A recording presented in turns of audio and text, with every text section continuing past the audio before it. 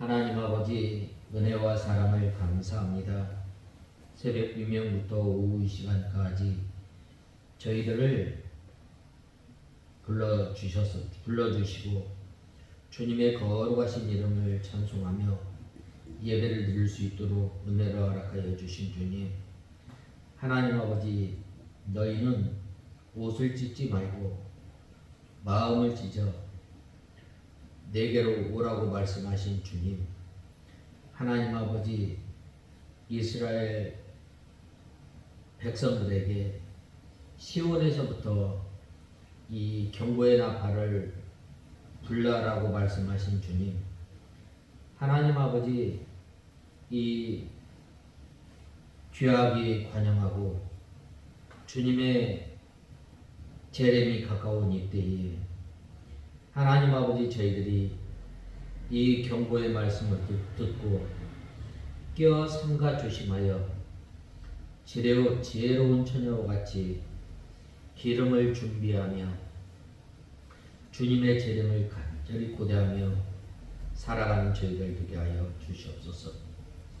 하나님 아버지, 믿음의 선진들이 이 말씀을 듣고 순종하며 하나님을 섬겼던 주의 권속들은 그날이 기쁨의 날이요, 그날이 복의 날이요, 그날이 구원의 날이었고, 그 경고의 말씀을 듣지 않고 나아갔을 때에는 그날이 두려운 날이요, 또 여호와 하나님의 심판의 날이 임하였는데, 하나님 아버지, 저희들이 허리를 동이고 삼가 근신하여 예수 그리스도의 재림을 준비하며 또 재림을 간절히 소망하며 살아가는 저희들 되게 하여 주시고 저희 교회가 되게 하여 주시옵소서. 하나님 아버지, 간절히 바라오고 원하오는 것은 이제는 영의 잠에서 깨어 이제는 허리를 동이고 주님을 섬기는 저희들 되게 하여 주시옵소서.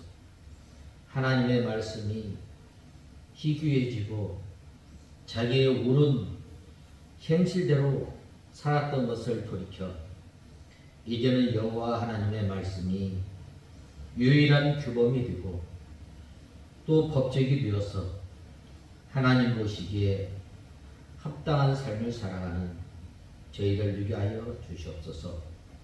하나님 아버지, 이 시간 말씀을 듣고자 합니다. 성령 하나님께서 이 시간도 저희의 심령을 주장하시고 저희들을 주님의 진리 가운데로 인도하여 주시옵소서. 예수님의 이름으로 기도드리옵나이다. 아멘. 하나님의 말씀은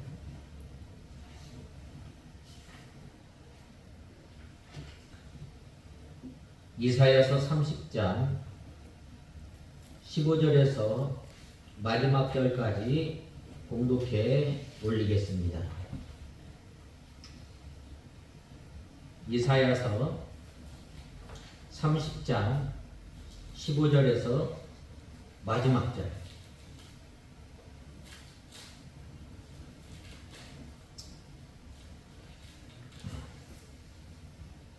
이스라엘의 거룩하신 분 주 여호와께서 이렇게 말씀하셨다. 너희가 돌이키고 조용히 있어야 구원을 받을 것이며 잠잠하고 신뢰하여야 힘을 얻을 것이나 너희가 원하지 않고 오히려 말하기를 아닙니다. 우리는 말을 타고 도망할 것입니다 하였으므로 너희가 그렇게 도망할 것이며 너희가 말하기를 우리는 빠른 말을 타고 달아나겠습니다 하였으므로 너희를 쫓는 자들도 빠를 것이다.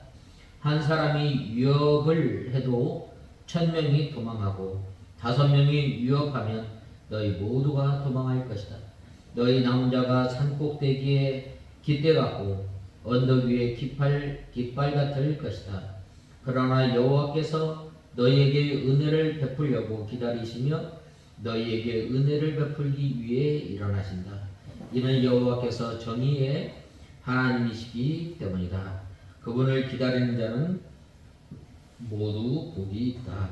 32절 33절 여호와께서 정해놓은 모든 채찍으로 그들을 내리치실 때 수고와 수금 소리가 있을 것이며 전쟁에서 그분께서 팔을 들어 그들과 싸우실 것이다. 이미 오래전에 도벳이 준비하였고 또 왕을 위하여 준비하였으니 그곳은 깊고 넓으며 불과 창작도 넉넉하고 여호와의 호흡이 마치 불타는 유황 개천 같아 그것을 살을 것이다. 오늘 이 15절에서 먼저 26절에 보면 여호와 하나님께서 이스라엘을 구원하실 것을 말씀하고 있습니다. 먼저 15절에 주 여호와 이스라엘의 거룩하신 자가 말씀하시되 너희가 돌이켜 안연히 처하여야 구원을 얻을 것이요 잠잠하고 신뢰하여야 힘을 얻을 것이오늘 너희가 원치 아니하고 라고 말씀하고 있습니다. 특별히 여기에서 이 돌이켜라는 말은 불신앙으로 나갔던 자리에서 회개하고 하나님께 돌이키라는 것입니다. 우리가 하나님께 돌이키는 것은 바로 이 옷을 찢지 말고 마음을 찢어야 합니다. 우리가 완악하였던 마음, 또 우리가 교만한 마음을 우리가 상하고 통회하는 마음으로 우리의 마음을 찢고 주님 앞에 전심으로 돌아와야 합니다. 그리할 때 하나님께서 우리를 맞아주시고 우리의 죄를 용서하여 주시고 우리를 회복시키시는 하나님이십니다. 우리 성도들은 사람의 생각으로 개교를 꾸미지 말고 세상 세력을 의지하지 말고 전적으로 하나님께 돌아와 하나님만 의지하고 신뢰해야 합니다. 이때 당시에 이스라엘 백성들은 바로 이 이방 세력을 의지하고 하나님보다 눈에 보이는 이 우상을 섬기며 하나님과 이 우상을 겸하여 섬겼던 것입니다. 바로 이러한 불신앙의 자리에서 회개하고 하나님께 돌이키고 주님 앞에 나올 것을 말씀하고 있습니다. 안연히 처하여야 구원을 얻을 것이요 라고 했는데 이 안연이라는 말은 평온, 휴식을 말합니다. 하나님께 돌아올 때만이 평안한 자리에 머물게 됩니다. 하나님께 돌아올 때만 하나님께서 주시는 안식을 누리게 되는 것입니다. 그러므로 안연히 처한다는 것은 믿음으로 하나님 안에서 안식을 누리는 것을 가리킵니다.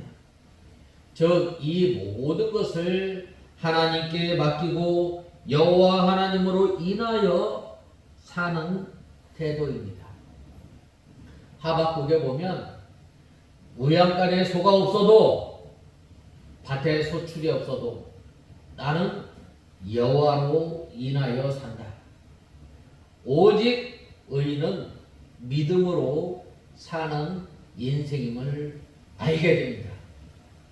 또 신명기에 보면 우리 하나님께서 이 광야길을 걷게 하신 그 목적 중에 하나가 바로 사람이 빵으로만 사는 것이 아니라 하나님의 입에서 나오는 말씀으로 사는 인생임을 아는 것입니다.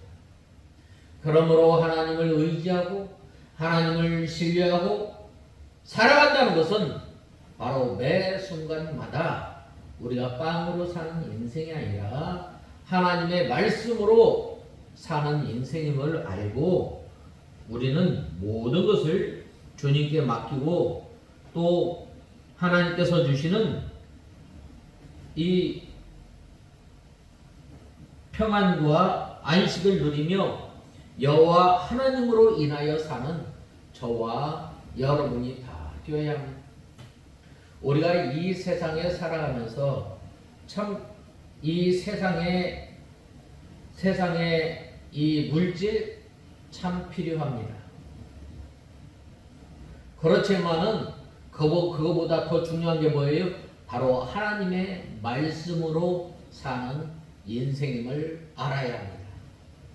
우리가 어찌하든지 하나님의 말씀을 받아먹으려고 우리가 힘쓰고 또 우리가 이 하나님의 말씀을 받기에 우리가 간절히 사모하는 마음을 가지고 주님 앞에 나와야 합니다.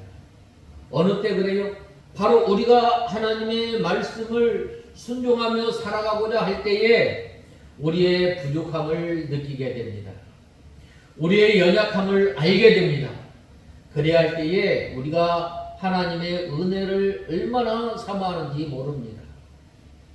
그러나 이 하나님의 말씀대로 살지 않고 내 생각대로 내 마음대로 살게 되면은 어떻게 돼요? 하나님의 말씀이 그다지 그렇게 달지 않아요. 하나님의 은혜를 그렇게 이 애타게 갈급한 심령으로 주님 앞에 나오지 않습니다. 그러므로 우리는 하나님의 말씀대로 살지 못한 것을 우리는 통해야 합니다. 우리는 회개하고 돌이켜 하나님 안에서 안식을 누리는 생활은 바로 어떤 생활인가? 하나님의 능력 안에 머물러 사는 생활임을 우리는 알아야 합니다. 또 하나님의 구원의 역사가 계속되는 자리입니다. 우리 성도는 우리 사람의 생각으로 이렇게 할까 저렇게 할까 근심을 하거나 뒤숭숭하고 이 복잡한 마음을 갖지 말고 모든 것을 하나님의 능하신 손에 맡기고 예수 그리스도 안에서 말씀을 순종하며 살아가는 신앙을 가져야 합니다. 바로 그러할 때에 하나님의 능력의 손으로 하나님의 만능으로 반드시 모든 어려움에서 구원하여 주시는 하나님이심을 알아야 합니다. 바로 그러한 사람은 어떠한 삶을 살아가는가? 또 잠잠하고 신뢰하여야 힘을 얻을 것이오느라고 하였습니다. 잠잠하고 하나님을 신뢰하면 힘을 얻는 것입니다. 이스라엘 백성들이 홍해를 만났을 때에 이 두려워하고 떠는 이스라엘 백성들을 향해서 이 모세가 뭐라고 말씀하였어요? 너희는 잠잠하여 여호와 하나님의 구원의 역사를 바라보라 라고 말씀하지 않았어요? 그때 하나님께서 크신 능력으로 홍해를 가르시고 이스라엘 백성들을 이 홍해를 마른 땅같이 걷게 하시고 또 통과하게 하신 하나님이 아니셔요. 우리는 그 하나님을 믿고 의지하며 살아가는 저와 여러분이 다 되어야 합니다. 이렇게 마음이 잠잠하고 고요한 때에 하나님을 의지할 수 있습니다. 하나님을 신뢰할 수 있습니다. 안연히 처하며 잠잠한 마음은 이 영적 믿음, 신앙에서 나오는 것입니다. 이때에 하나님을 의지하고 신뢰하면 하나님의 만능이 와서 역사해 주시고 또 구원해 주시는 하나님이십니다. 15절에서 17절에 보면 이르기를 아니라 우리가 말 타고 도망하리라 한 고로 너희가 도망할 것이요 또 이르기를 우리가 빠른 짐승을 타리라 한 고로 너희를 쫓는 자가 빠르리니 한 사람이 꾸짖은즉 천 사람이 도망하겠고 다섯이 꾸짖은즉 너희가 다 도망하고 너희 남자는 겨우 산꼭대기에 깃대 같겠고 영 위에 기호 같으리라 하셨느니라 라고 하였습니다. 이렇게 유다 백성들이 환난 때에 선지자가 전해주는 하나님의 말씀을 순종하고 믿음에 서서 안연히 처하며 잠잠하고 하나님을 신뢰했어야 합니다. 그러나 그들이 그것을 원하지 않고 이 사람의 수단과 방법으로 환난을 피해 가려고 말 타고 도망하려고 하므로 하나님께서 주신 땅을 떠나 도망하게 될 것을 말하고 있습니다. 빠른 짐승을 타고 도망하리라 한 고로 쫓아오는 사람이 더 빨리 쫓아가서 잡게 된다는 말입니다. 그들은 한 사람이 꾸짖은즉 1000사람이 도망하고 5사람이 꾸짖은즉 다 도망하고 말게 된다는 것입니다. 즉 하나님의 징계가 임할 때는 지극히 작은 세력이라도 감당하지 못하고 그 세력에 쫓겨서 도망하게 됩니다. 그러나 하나님을 의지하지 않고 피난처를 찾아 도망치거나 피할 곳이 없습니다. 그러므로 성도의 살 길은 하나님께 피하고 하나님 안에서 안연히 처하며 하나님을 의지할 것밖에 없음을 우리는 알아야 합니다. 그래서 다윗의 시에서 뭐라고 말씀하셨어요? 여호와는 나의 산성이요 나의 반성이요 나의 피할 피난처라고 고백하였던 것입니다. 또 마르틴 루터는 이 하나님을 의지하고 나갈 때에 뭐라고 말씀하였어요? 내 주는 강한 성이요라고 고백하였던 것입니다. 그러면 어떤 어려움이 와도 하나님께서 건져주시고 일으켜주시고 보호해주시고 힘을 주시는 하나님이심을 우리는 알아야 합니다. 산꼭대기에 깃대 영 위의 기온은 외롭게 홀로 서 있는 것을 가리키는 것입니다. 본 말씀 18절에서 19절에 보면 그러나 여호와께서 기다리시나니 이는 너희에게 은혜를 베풀려 하시며 일어나시리니 이는 너희를 긍휼히 여기려 하심이라. 대저 여호와는 공의의 하나님이시라. 무릇 그를 기다리는 자는 복이 있도다. 시온에 거하며 예루살렘에 거하는 백성아 너희는 다시 통곡하지 않을 것이라. 그가 너희의 부르짖는 소리를 인하여 네게 은혜를 베푸시되 들으실 때에 내가 네게 응답하시리라 라고 말씀하고 있습니다. 유다 백성들을 죄값으로 징계하신 하나님께서 긍휼을 베풀어 주십니다. 어떻게? 회개하며 이 여호와 하나님을 기다리는 자에게 복을 주시고 또 긍휼을 베풀어 주시는 하나님이십니다. 하나님의 이 긍휼과 은혜가 임할 때까지 임할 때에 다시는 통곡이 없을 것이요 하나님께서 그들과 함께 하시며 그들의 기도를 들어주시는 하나님이십니다. 하나님께서는 우리 성도를 지극히 사랑하시기 때문에 징계하신 후에 싸매주시고 고쳐주시고 더욱더 큰 위로와 복을 허락하시는 하나님이십니다. 그 하나님께로 어떻게 돌아오고 또 하나님을 의지하고 나갈 때에 하나님께서 부르짖고 하나님을 의지하는 백성들을 하나님께서 구원하시는 하나님이심을 우리는 알아야 합니다. 20절에 주께서 너희에게 환난의 떡과 고생의 물을 주시나 네 스승은 다시 숨기지 아니하시리니 네 눈이 네 스승을 보일 것이며 라고 말씀하고 있습니다.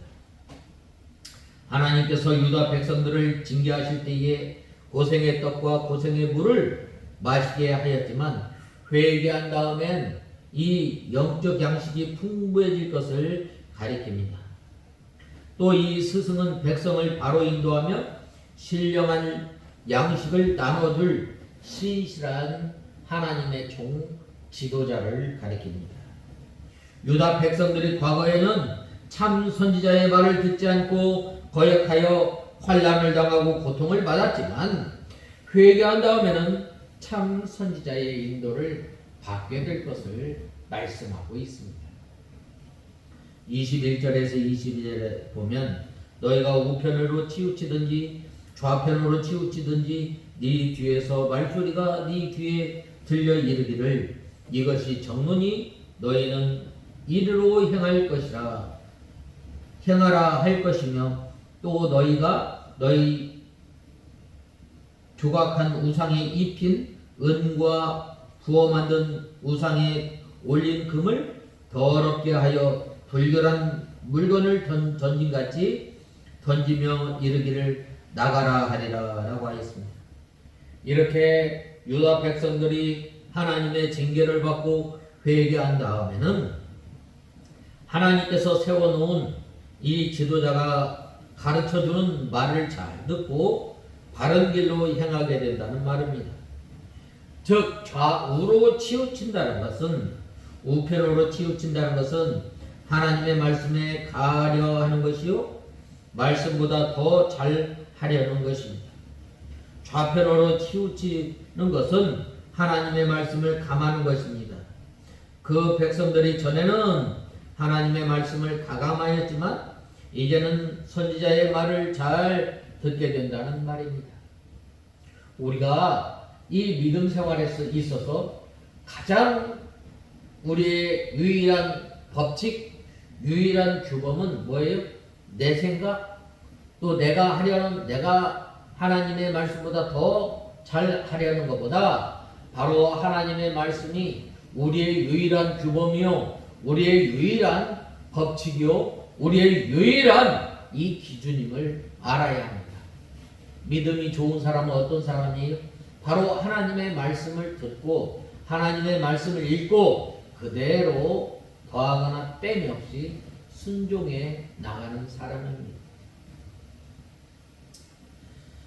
그들이 과거에는 조각한 우상에게 금과 은을 입히고 섬겼지만 회개하고 하나님께로 돌아온 다음에는 그 우상을 더럽게 여겨서 나가라고 마음으로 배척하며 내버리게 된다는 말입니다.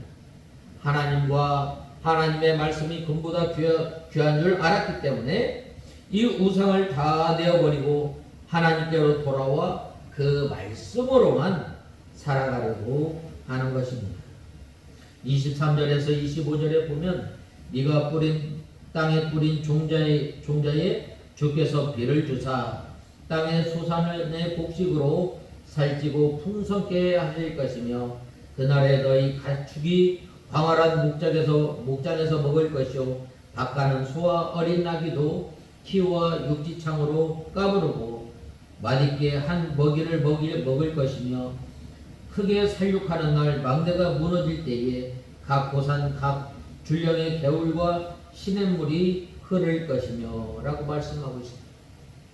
전에는 이 하나님을 떠나 범죄하였을 때는 이 환난과 또 하나님 어려움 가운데 있었지만 이러한 가운데 유다 백성들이 회개하고 돌아올 때에 하나님께서 비를 내리셔서 땅의 곡식이 풍성하게 해주시고 목장의 가축도 풍성히 먹을 것을 주신다는 말입니다. 이것은 역시 신약시대에 예수 그리스도로 말미암아 이 신령한 양식을 택한 백성들에게 주어서 모든 성도를 윤택해 하실 것을 말씀하고 있습니다. 이 육지창은 쇠스랑이나 여러 살로 만든 갈고리 같은 기구인데 그것으로 사료를 이 점선하여 좋은 것으로 가축에게 먹인다는 말입니다. 크게 사륙하는 날은 아수르 군대가 내침하는 날이요 망대는 적병을 살피거나 공격하기 위해 세운 것입니다. 고산 각 줄령에 겨울과 시냇물이 흐를 것이며 라고 했는데 수원이 넉넉하여 마르지 않는 시내를 가리킵니다. 이로 인해서 다시 결핍하거나 곤고가 임하지 않는다는 말입니다. 이것이 다함이 없는 것은 하나님의 풍성한 은혜가 임할 것을 말씀하고 있습니다. 26절에 여호와께서 그 백성의 상처를 싸매시며 그들의 맞은 자리를 고치는 날에는 달빛은 햇빛 같겠고 햇빛은 7배가 되어 7날의 빛과 같으리라 라고 말씀하고 있습니다. 전에 하나님을 떠나고 범죄한 이스라엘 백성들에게 여호와 하나님께서 아수르의 침략으로 받은 유다의 상처를 싸매주시고 고쳐주실 것을 가리킵니다. 어느 때? 바로 여호와 하나님께 돌아올 때 하나님께서 그 상처를 싸매주시고 고쳐주시고 또 위로해주시는 하나님이십니다.